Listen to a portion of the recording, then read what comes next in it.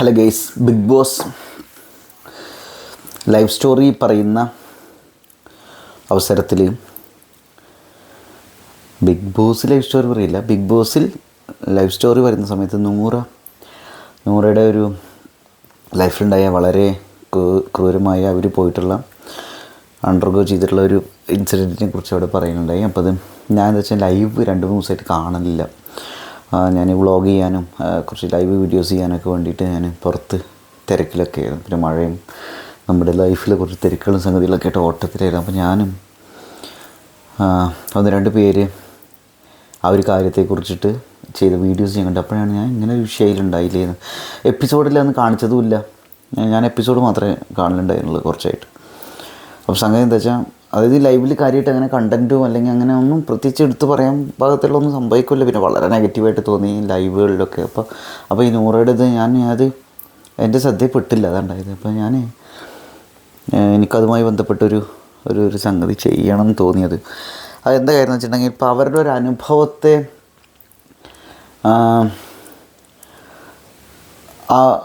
ആ ഒരു കാര്യവുമായി ബന്ധപ്പെട്ടിട്ട് പലരും പറയുന്നൊരു കാര്യം എന്താ വെച്ചിട്ടുണ്ടെങ്കിൽ, അതിൻ്റെ താഴെ കമൻറ്റ് സെക്ഷനിലൊക്കെ നോക്കിയാൽ മനസ്സിലായ വളരെ ക്രൂരമായൊരു സംഭവം. ഒന്നാമത്തെ കാര്യം, പലരും പറയുന്നത് നുണയാണ് എന്നുള്ള രീതിയിലാണ് ഒരു കമൻറ്റ് വന്നത്. ഓക്കെ, ഞാൻ ഇങ്ങനെയുള്ള കാര്യങ്ങളോടാണ് പ്രതികരിക്കാൻ ആഗ്രഹിക്കുന്നത്. ഫസ്റ്റ് ഓഫ് ഓൾ, അവരെ അത് പറയാൻ കാണിച്ച ധൈര്യമുണ്ടല്ലോ, അത് ഇത്രയും ആളുകൾ കാണുന്ന ഒരു പ്രോഗ്രാമാണ്. ആ പ്രോഗ്രാമിൽ അവർ നൂറയുടെ ആ ഒരു എക്സ്പീരിയൻസ് പറയാൻ കാണിച്ച ധൈര്യത്തെ നമ്മൾ അപ്രിഷ്യേറ്റ് ചെയ്യണം. വലിയൊരു ശതമാനം ആളുകളും ഇങ്ങനെയുള്ള പീഡനങ്ങളിലൂടെ ക്രൂരമായ അനുഭവങ്ങളിലൂടെ പോകുമ്പോൾ അവരത് പുറത്ത് പറയാൻ ധൈര്യം കാണിക്കില്ല, അല്ലെ അതിനെന്തോ ഭയങ്കരമായിട്ട് അരക്ഷിതാവസ്ഥ ഫീൽ ചെയ്തൊക്കെ ഉണ്ട്. അപ്പോൾ അവർ പറയാൻ കാണിച്ചു എന്നുള്ളതിന് hats off first of all. പെൺകുട്ടികളും ആൺകുട്ടികളൊക്കെ ഇങ്ങനെ ലൈംഗികമായ പീഡനങ്ങൾ ചെറുപ്പത്തിലൂടെ കടന്നു പോകുന്നുണ്ട്. അത് അവരെ പല രീതിയിൽ അവരെ സ്വാധീനിക്കും. സൈക്കോളജിക്കലി പല രീതിയിലുള്ള വിഷയങ്ങളുണ്ടാകും. ചിലർ സൈക്കാട്രിക്കായിട്ട് ആ ഒരു ലെവലിലേക്കൊക്കെ പോകും. ചിലർ ഇത് മറ്റ് പലരിൽ ഇൻഫ്ലിക്റ്റ് ചെയ്യുകയും ചെയ്യും. അതായത് ചെറുപ്പത്തിലെ പീഡനങ്ങളിലൂടെ കടന്നുപോയ ആൾക്കാർ ഇത് ഒരാളുടെ ഇതും പറയാൻ പറ്റാത്ത ഒരവസ്ഥയ്ക്ക് വരുമ്പോൾ എന്താ വെച്ചാൽ, ചിലവർക്കത് സമൂഹത്തോട് മൊത്തം അരക്ഷിതാവസ്ഥ, പേടി, ക്രൂരത, വെറുപ്പ് ഇതൊക്കെ വന്നിട്ട് ചിലപ്പോൾ ഇതേ സംഗതി അവർ റിലേഷൻഷിപ്പിലൊക്കെ ഇത് ബാധിക്കും. പിന്നീട് വേറെ പലരോടും ഇതേപോലെ ചെയ്യുന്ന ഒരവസ്ഥയിലേക്കും പലരും എത്തലുണ്ട്. അത് നമ്മൾ സൈക്കോളജിസ്റ്റുകളുടേതും കുറച്ച് ആളുകൾ ഞങ്ങളുടെ സുഹൃത്തുക്കളോടൊക്കെ സംസാരിച്ചാൽ മനസ്സിലാവുന്ന ഒരു കാര്യം. ഞാനത് പറയാൻ കാരണം എൻ്റെ ഒരു പേഴ്സണൽ എക്സ്പീരിയൻസ് ഒന്നും കൂടിയാണ്. ഞാനിങ്ങനെ അതവിടെ നിൽക്കട്ടെ, അതല്ല ഇവിടെ വിഷയം. ഞാൻ അവസാനം പറഞ്ഞ പോയിൻ്റ് നിങ്ങൾ ശ്രദ്ധിക്കേണ്ട. എനിക്ക് വീഡിയോ എഡിറ്റ് ചെയ്യാനൊന്നും വയ്യ, അതാണ് അവസ്ഥ. അപ്പോൾ ഞാൻ പറഞ്ഞു വന്നത് പലരും. അപ്പോൾ ഇവിടുത്തെ ഒരു അവസ്ഥ എന്താണെന്ന് വെച്ചിട്ടുണ്ടെങ്കിൽ, നമ്മുടെ നൂറയുടെ എക്സ്പീരിയൻസ് അവിടെ ഷെയർ ചെയ്തപ്പോൾ അതുമായി ബന്ധപ്പെട്ട് വന്ന കമൻറ്റുകളിൽ ഒന്ന്, അവരത് പറഞ്ഞത് നുണയാണ് എന്നുള്ള രീതിയിൽ കമൻറ്റ് ചെയ്യുന്ന ആളുകളുണ്ട്. പിന്നെ ലോങ് കമൻറ്റുകളൊക്കെ വന്നതിൽ കുറച്ചെണ്ണം, അതായത് അവർ സൗദി അറേബ്യ എന്നല്ല, ഇവർക്ക് അങ്ങനെ ഒരു 8ൽ പഠിക്കുന്ന സമയത്ത് ആണ് 2 തരത്തിൽ ചൂഷണം ചെയ്യപ്പെട്ടിരുന്നു എന്ന് പറഞ്ഞത്. ഒന്ന്, അറബി നാട്ടിൽ സൗദി അറേബ്യയിലുള്ള സമയത്ത് അപ്പോൾ വഴി ചോദിച്ചിട്ട് ഒരു അറബി വന്നു, എന്നിട്ട് മുകളിലേക്ക് കൊണ്ടുപോയിട്ട് കത്തി ഇങ്ങനെ വെച്ചിട്ട് ചൂഷണം ചെയ്തു എന്നാണ് പറഞ്ഞത്. 8ാം ക്ലാസ് 9ൽ പഠിക്കുന്ന സമയത്ത് എന്ന് പറഞ്ഞു. പിന്നെ വേറൊന്ന്, വീട്ടിലുള്ള സമയത്ത് അങ്ങനെ പറഞ്ഞിരുന്നു. അത് ആരോടും പറഞ്ഞിട്ടില്ല എക്സെപ്റ്റ് ഒരു അനിയത്തിയോട് എന്ന് പറഞ്ഞു. അപ്പോൾ അറബി നാട്ടിലുള്ള ആ സംഭവവുമായി ബന്ധപ്പെട്ട ആളുകൾ പറയുന്നു, ഒന്നാമത്തെ അവർ പറയുന്നത് നുണയാണ് എന്നാണ് പലരും കമൻറ്റ് ചെയ്തിട്ടുള്ളത്. അറബി സ്ത്രീകളോട് മാത്രമേ അങ്ങനെ തോന്നുള്ളൂ, ഏറ്റവും സുന്ദരികൾ അറബി സ്ത്രീകളാണ്, ബാക്കിയുള്ള ബംഗ്ലാദേശോ ഇന്ത്യക്കാരികളൊന്നും താല്പര്യം തോന്നൂല എന്നാണ് പറഞ്ഞത്. 2, മൂന്നാമത്തെ ഇങ്ങനെയാണ് പറഞ്ഞത്.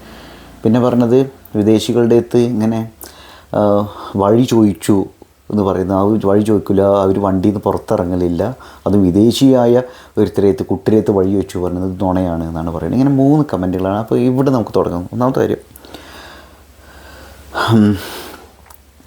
അവർ പറഞ്ഞത് നുണയാണോ സത്യമാണോ നമുക്കറിയില്ല. അവരുടെ ആ സ്റ്റോറി കംപ്ലീറ്റും അല്ല. അപ്പോൾ അവർ ബിഗ് ബോസ് ഇനി ഒരു അവസരം കിട്ടുമ്പോൾ അവരത് ബാക്കി പറയുന്നുണ്ടായിരിക്കും, അല്ലെങ്കിൽ ബിഗ് ബോസിന് പുറത്ത് വന്നിട്ടുണ്ടെങ്കിൽ അവരത് പറയുന്നുണ്ടായിരിക്കും. ഓക്കെ, അത് ഒന്നാമത്തെ കാര്യം. നമുക്കത് ഉറപ്പില്ല. അവർ പറയാൻ കാണിച്ച ധൈര്യത്തിന് ഞാൻ അപ്രിഷ്യേറ്റ് ചെയ്യുന്നു. അത് ശരിക്കും അവരുടെ ജീവിതത്തിൽ അങ്ങനെ ഉണ്ടായിട്ടുണ്ടോ ഇല്ലേ എന്നുള്ള അങ്ങനെ ക്വസ്റ്റ്യൻ ചെയ്യാൻ ആഗ്രഹിക്കുന്നില്ല. അവരത് പറയാൻ കാണിച്ച ധൈര്യത്തിന് ഞാൻ അപ്രിഷ്യേറ്റ് ചെയ്യുന്നു. അതവരിൽ ഭാവി ജീവിതത്തിൽ പേടിയല്ലാണ്ട് അവർക്ക് ജീവിക്കാനുള്ളൊരു ഊർജം നൽകുന്നുണ്ടെങ്കിൽ, മറ്റുള്ളവർക്ക് കുറേ നല്ല കാര്യങ്ങൾ ചെയ്യാനും ഒക്കെയുള്ള ഊർജ്ജം അവർക്ക് നൽകുന്നുണ്ടെങ്കിൽ, കോൺഫിഡൻസ് തരുന്നുണ്ടെങ്കിൽ എന്താ പറയുക, അതിനെ നമ്മൾ അപ്രീഷിയേറ്റ് ചെയ്യണം. കാരണം എന്താണെന്ന് വെച്ചാൽ അവർ അതിനെ അത്രയും സ്ട്രഗിളിലൂടെ ആയിരിക്കും ആ ഒരു ട്രോമേനൊക്കെ അവർ അതിജീവിച്ചിട്ടുണ്ടായിരിക്കും. ഞാൻ അതാണ് പോയിൻ്റ് ഇവിടെ പറഞ്ഞു വരുന്നത്. ഓക്കെ, രണ്ടാമത്തെ കാര്യം ഇവർ പറഞ്ഞത് അറബികൾക്ക് എന്താ പറയുക, അങ്ങനെ അറബി സ്ത്രീകളോട് ഏറ്റവും സുന്ദരികളായിരുന്നു ബാക്കിയുള്ളവരെത്തിക്കാൻ തോന്നില്ല. ഒരു കാര്യം വെച്ചാൽ അത് പീഡോഫീലിയ, കുട്ടികളോടൊക്കെ ചെയ്യുന്ന ആളുകൾ ഈ സൗന്ദര്യം നോക്കിയിട്ട് ഏത് കാലഘട്ടത്തിൽ ആളുകൾ ജീവിക്കണം, ഇത്ര ബോധമില്ലേ? എനിക്ക് വന്ന് ഇതേതോ തീവ്രവാദവുമായി ബന്ധപ്പെട്ട മതതീവ്രവാദവുമായി ബന്ധപ്പെട്ട രീതിയിലുള്ള ആളുകളാണ് ഇങ്ങനെ കമൻറ്റ് ചെയ്ത് തോന്നുന്നു. ഒന്നാമത്തെ കാര്യം എന്ന് വെച്ചാൽ അവർ ലെസ്ബിയൻ കപ്പിളല്ല, ആദില നൂറ. അപ്പോൾ എന്താ വെച്ചാൽ ആ ഒരു വെറുപ്പ് ആളുകൾക്ക് പലർക്കും ഉണ്ട്. ഓക്കെ, ഞാൻ പ്രത്യേകിച്ച് സ്പെസിഫിക് ആയിട്ട് പറയുന്നില്ല, ഞാൻ പറഞ്ഞത് നിങ്ങൾക്ക് മനസ്സിലാവുണ്ടായിരിക്കും. അപ്പോൾ എന്താ വെച്ചാൽ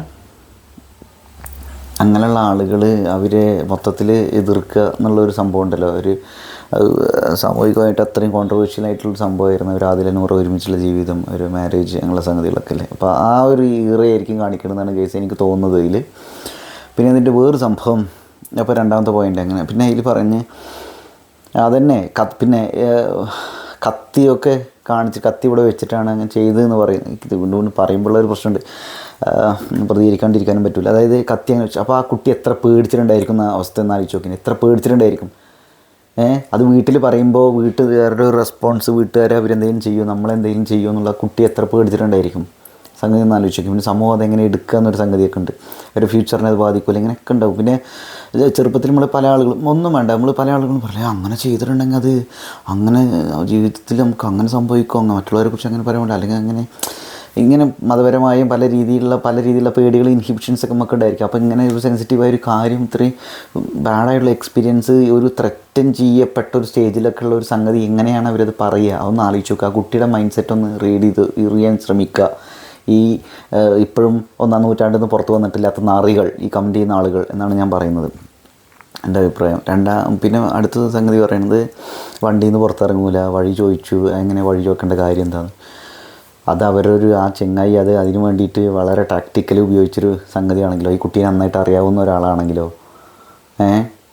അല്ലെങ്കിൽ അറിയോ ഇല്ലേ എന്നല്ല, ആ ചെങ്ങായി അങ്ങനെ ആ കുട്ടീനെ മുകളിലേക്ക് എത്തിക്കാൻ വേണ്ടിയിട്ട് അങ്ങനെ ചെയ്തതാണെങ്കിലോ, ഉള്ള അവസ്ഥ ആലോചിച്ച് നോക്കി. അങ്ങനെ ആയിക്കോട്ടെ, അല്ലാണ്ട് വഴി ചോദിക്കാൻ വേണ്ടിയിട്ട് ആവണമെന്നൊന്നുമില്ല.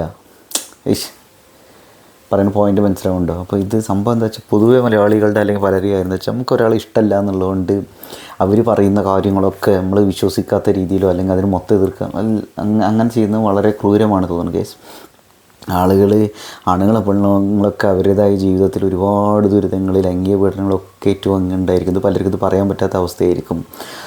അങ്ങനെ ശാരീരികമായി പീഡിപ്പിക്കപ്പെട്ട ഒരുപാട് ആളുകൾ നമ്മുടെ ഇടയിലുണ്ട്. എനിക്കങ്ങനെ അനുഭവം ഉണ്ടായിട്ടുണ്ട്.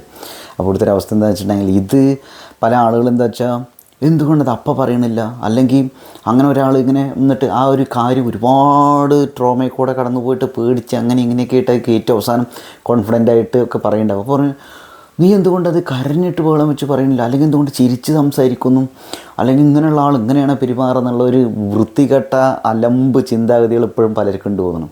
എന്താ കാര്യം വെച്ചാൽ ഇത്രയോ കാലം നമ്മളത് ഹോണ്ട് ചെയ്തിട്ടുണ്ടായിരിക്കും. നമ്മുടെ റിലേഷൻഷിപ്പിൽ അതെങ്ങനെ ബാധിച്ചിട്ടുണ്ടാവും എന്ന് വലിയ ധാരണയുണ്ടോ? നമ്മളതിനെ എത്ര കഷ്ടപ്പെട്ടിട്ട് ആണെന്നറിയോ, സ്റ്റാൻഡപ്പ് കോമഡികൾ കണ്ടിട്ടും ക്രിയേറ്റീവായ ആളുകളോട് സംസാരിച്ചിട്ടും നമ്മുടെ ആർട്ടിലൂടെ എക്സ്പ്രസ് ചെയ്തിട്ടും അങ്ങനെ ഇങ്ങനെ ജീവിതത്തിൽ അപ്സ് ആൻഡ് ഡൗൺസ് കുറേ കണ്ടിട്ടും കുറേ ടോർച്ചർ വേറെ കേട്ടുകൊണ്ടും കുറേ ആൾക്കാർ നമ്മളെ ജഡ്ജ് ചെയ്തിട്ടും അങ്ങനെ ഇങ്ങനെയൊക്കെയാണ് നമ്മൾ ഈ സ്റ്റേജിൽ കുറച്ചും കൂടിയൊക്കെ സാധാരണ മഞ്ചര് സംസാരിക്കാനും ചിരിക്കാനും ഒന്നിന് കരയാൻ പോലും പറ്റുന്നത്. ഈ ഇമോഷൻസൊക്കെ നമ്മളെ ബ്ലോക്ക്ഡ് ആവും അവസ്ഥയിൽ. ഓക്കെ, അപ്പോൾ ഒരുപാട് ബുദ്ധിമുട്ടി നരകിച്ചിട്ടായിരിക്കും മാറ്റം വരും. അതുപോലെ ടെൻഷൻ, സ്ട്രെസ്സ്, ചിലവർക്ക് ADHD അങ്ങനെയുള്ള സംഗതികൾ, സൈക്കോളജിക്കൽ കുറേ സാധനം, ക്ലസ്റ്റർ ബി സംഗതിയൊക്കെ ഒന്ന് ഗൂഗിൾ ചെയ്ത് നോക്കുക. ഇങ്ങനെയുള്ള മന്ദന്മാരും മന്തികൾ, ക്രൂരന്മാരും പന്നനാറികളും, ക്ലസ്റ്റർ ബി, സൈക്കോളജിക്കൽ ഡിസോർഡേഴ്സ്, അങ്ങനെ കുറേ കാര്യങ്ങളുണ്ട്. സൈക്കോളജിയെക്കുറിച്ച് ഒരു ധാരണയില്ലാത്ത നാറികളാണ് ഇതിങ്ങനെയൊക്കെ പറയുന്നത്, അത്രയും ക്രൂരമായ രീതിയിലുള്ളവർ. അപ്പോൾ നിങ്ങൾ ഈ സദാചാരത്തിൻ്റെ കണ്ണ് ഇതൊക്കെ വിടേൻ, മനുഷ്യർ എന്നുള്ള ലെവലൊന്നും ചിന്തിച്ച് നോക്കി, പൊളിറ്റിക്സും സാധനങ്ങളൊക്കെ വിടേൻ. അതൊന്നല്ല ഇവിടെ പറയും. മനുഷ്യരുടെ അങ്ങനെയുള്ള ഒരാൾ സൂയിസൈഡ് ചെയ്തിട്ടുണ്ടെങ്കിൽ ഞങ്ങൾക്ക് സന്തോഷമാവും ഉണ്ടാവില്ലേ? പൊതുവെ ആളുകൾക്ക് അതാണ് വേണ്ടത്. സൂയിസൈഡ് ചെയ്തെങ്ങനെ ആൾക്ക് പാവമില്ല, എത്ര ദുരിതം അനുഭവിച്ചില്ല, അങ്ങനെ ആളെങ്ങനെയെങ്കിലും അതൊന്ന് അതിജീവിച്ചിട്ട് ഇപ്പോൾ ഹാപ്പി ആയിട്ട് ജീവിക്കാൻ ശ്രമിക്കുന്നുണ്ടെങ്കിൽ കുരു പൊട്ടും. ആൾക്കാർ ചത്ത് നാറണതാണ് മറ്റുള്ളവർക്ക് വേണ്ടി തോന്നുന്നു അല്ലേ? ഇന്നങ്ങനെ വന്നിട്ട് ഇങ്ങനെ ഇങ്ങനെ പോസ്റ്റ് ഇടാലോ, ഐക്യദാർഢ്യം, എന്ത് പാവം പിടിച്ച ആളായിരുന്നു, അങ്ങനെയാണ് ഇങ്ങനെയാണ്. അതാണ് ഇവിടെ നൂറുടെ കാര്യത്തിൽ സംഭവിച്ചുകൊണ്ടിരിക്കുന്ന കേസ്. എനിക്ക് തോന്നുന്നത് എന്തായാലും എനിക്കെന്തോ ഒന്ന് ചെയ്യാൻ തോന്നി കേസ്. അപ്പോൾ അത്ര എന്തായാലും നൂറ ബാക്കി കാര്യങ്ങളെ വെച്ച് നൂറ സംസാരിക്കട്ടെ എന്താ സംഭവം എന്ന്. ഇതിൻ്റെ വേറൊരു വിഷയം എന്താ പറയുക, ഇപ്പോഴത്തെ അവസ്ഥ എന്താ വെച്ചാൽ ഇത് മറ്റ് പലരെയും കൊടുക്കാൻ വേണ്ടിയിട്ടുള്ള ഒരു തന്ത്രമായിട്ട് പല ആൾക്കാർ, ഇപ്പോൾ നമുക്ക് പൊളിറ്റിക്കൽ സാധനമൊക്കെ ശ്രദ്ധിച്ച് എനിക്ക് മനസ്സിലാവില്ല, അങ്ങനെ പലരും ചിലപ്പോൾ ആ ഒരു മൈൻഡ് സെറ്റൊക്കെ വെച്ചിട്ടായിരിക്കും പലരും പറയണത്, മനഃപൂർവ്വം അങ്ങനെ പറയണത് ചെയ്യണതായിരിക്കും എന്നൊക്കെ. അതും ഇത് വെച്ചിട്ട് കമ്പയർ ചെയ്യുന്നതായിട്ട് എനിക്ക് തോന്നില്ല കേസ്. അങ്ങനെ ഇപ്പോൾ കാരണം അവർ പേരൊന്നും പറഞ്ഞിട്ടില്ല, അല്ലെങ്കിൽ അങ്ങനെയല്ല ഈ വിഷയത്തെ അങ്ങനെയല്ല എടുക്കണ്ടേ ഞാൻ. അല്ല അങ്ങനെയാണെന്ന് എനിക്ക് തോന്നുന്നില്ല. എന്താ അറബീനെ കൊടുക്കാൻ വേണ്ടിയിട്ടാണ് അവരിത് പറഞ്ഞത്.